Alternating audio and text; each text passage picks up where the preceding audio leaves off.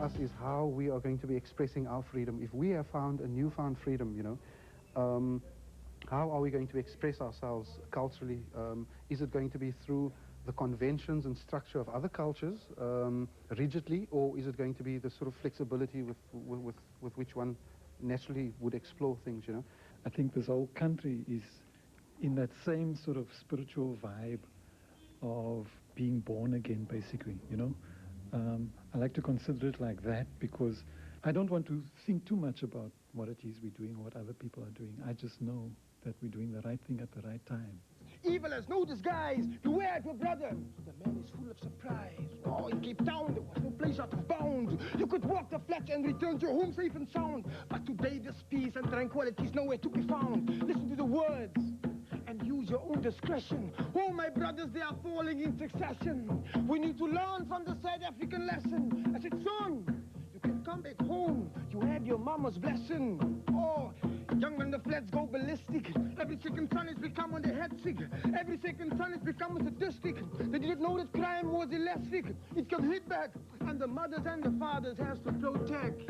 In order to celebrate diversity, we first need to sort of be proud about our own identity, you know, and go back and rediscover the beauty of our cultures. Because remember, our cultures were shot down really to be negative and barbarian and backward and all that, you know, and we now know that that was just a very vicious strategy to overpower the people. So now we need to change our mindset, and it's difficult because it has been a systematic process of really not loving yourself anymore and liking your culture anymore, you know.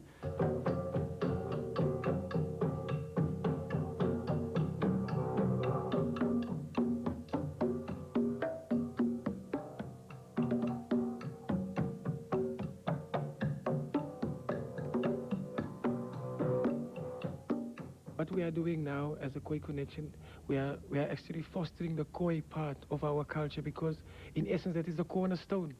And as the Khoi we are moving forward, you know, as a whole. That is how we are going to heal the nation and bring them back to where we were, you know. And Khoi stands for all of the, it's the cornerstone of all of our communities, you know. And that's where we're going to go from the beginning. Same situation like, say, the Native Americans, you know, the Khoi people. And anthropologically, you know, that grouping of people scientifically are called the Khoisan. Like there are two groups implied in that name, right? Basically, you could say that they are the original people of this land. So it would be like the Native Americans. Remember, our dungeon is a fig leaf. Out of the garden, our land, and in grief. Fig leaf and the ocean. My colonial master's dungeon, conquered by a man called Jan, from a little land called Holland. The Arabs named us the Azenge, and the Azenge means the bronze people, or the brown people. There's two interpretations, but the entire area was called the area of the Azenge. So if you were a trader and you were going to our part of the world, you would say to other traders, I've got my stuff, I'm going to Azania. And that could mean from the minute you hit Mozambique to the point you got to the Cape. That was the Azanian part of the territory of the continent. And so we in the Pan-Africanist Congress choose that as the best identification for exactly where we are. We believe the consciousness of an African is the most important part of his life. To know that he has a history, he has a definition, and he's not a mystery. You know, basically we're not a mystery. We're just an extremely oppressed population.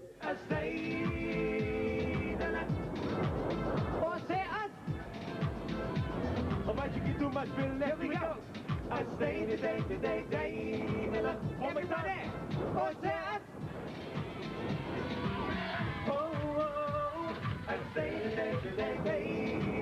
What does Freedom Day mean? In South Africa, freedom obviously means that actually there is the bridge between the past and the present. The fact that you have a new government that came into existence, and that the first in the history of our country that both black and white come together, and that is the day that came to be a Freedom Day, a liberation of all the people of South Africa. Freedom of South Africa, peace in South Africa, all the way, freedom.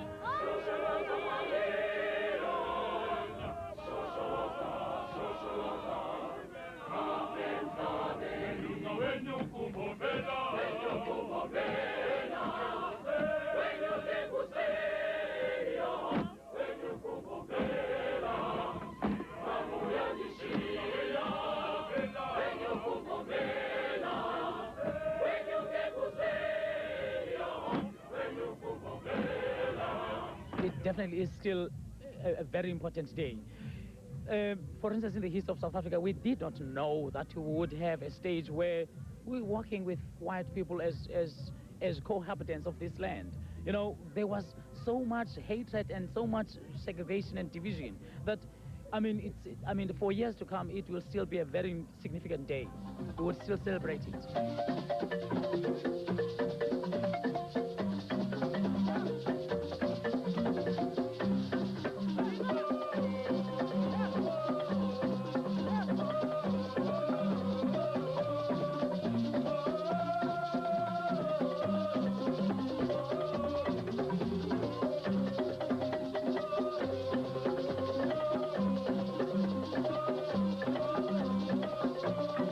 I teach music, and fortunately music, there's always a lot of history that goes with music.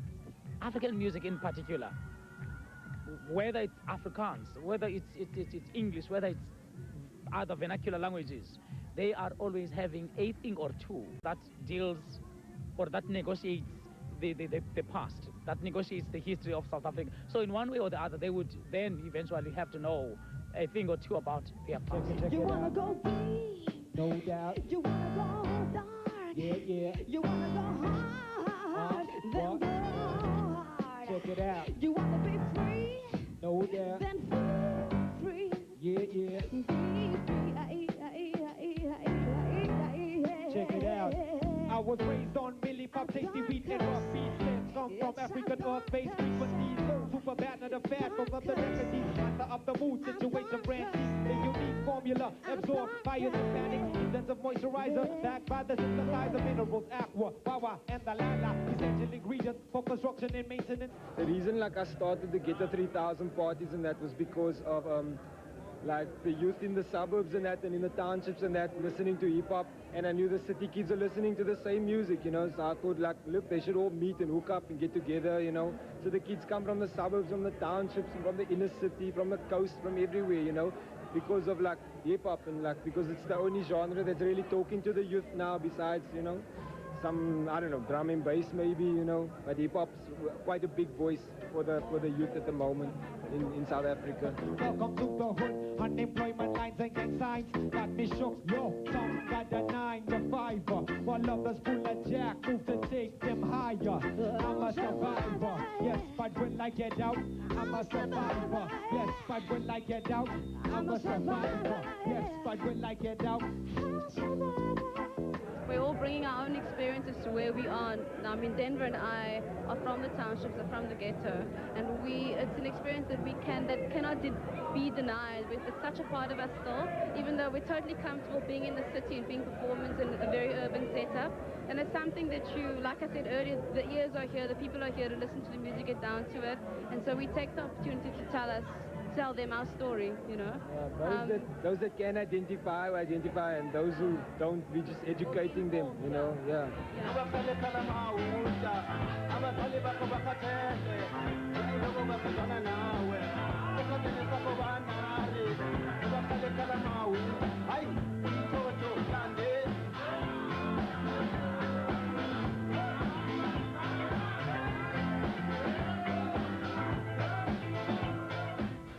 Our main problem, bad side of staying here is this sand, because then it keeps coming in all the time and we try to move it and it keeps coming in and it keeps coming in and it keeps coming in.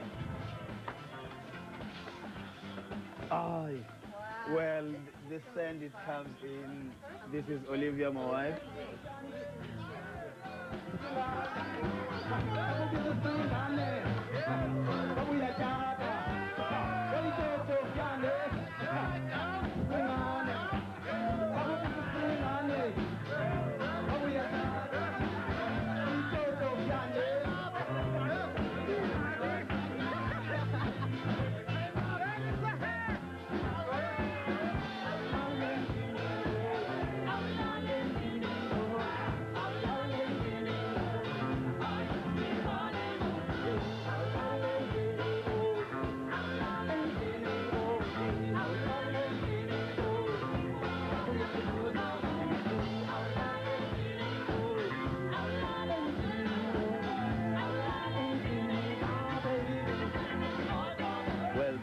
music, yes, I want to pass a lot of messages, especially to encourage our Africans in order to really not think about what happened in the past and just focus. This is the time for us to focus and look to the future. I'm looking forward now. I'm worried about my tomorrow because that time I couldn't get the chance to really work and look on myself and look to the future, you know, because I was always worried about the man who's chasing me all the time. Now I'm feeling all right. I'm comfortable. I feel like just forget about the past and look to the future, help making South Africa, if I can, a better place, a better country.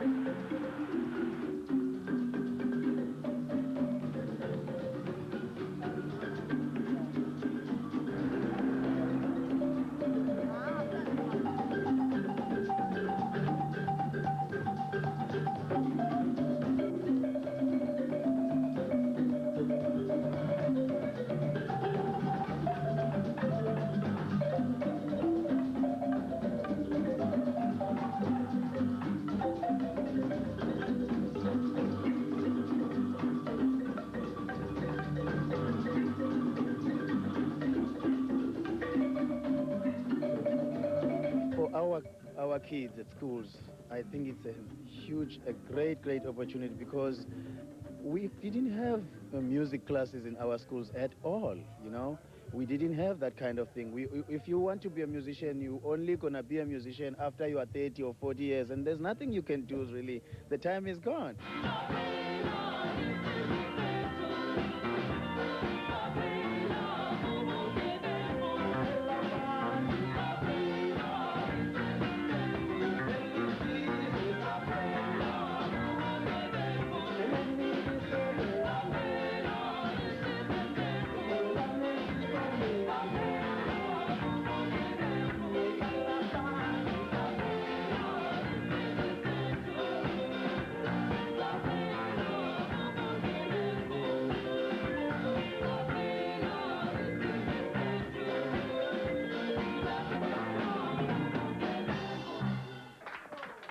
I do believe in the leadership in South Africa, let alone that the government will remain a government. It doesn't matter it's black or white, it will be government. But I believe in them because as I'm standing here, it's another thing because before I wouldn't be here, then I would be arrested, I would be in jail by this.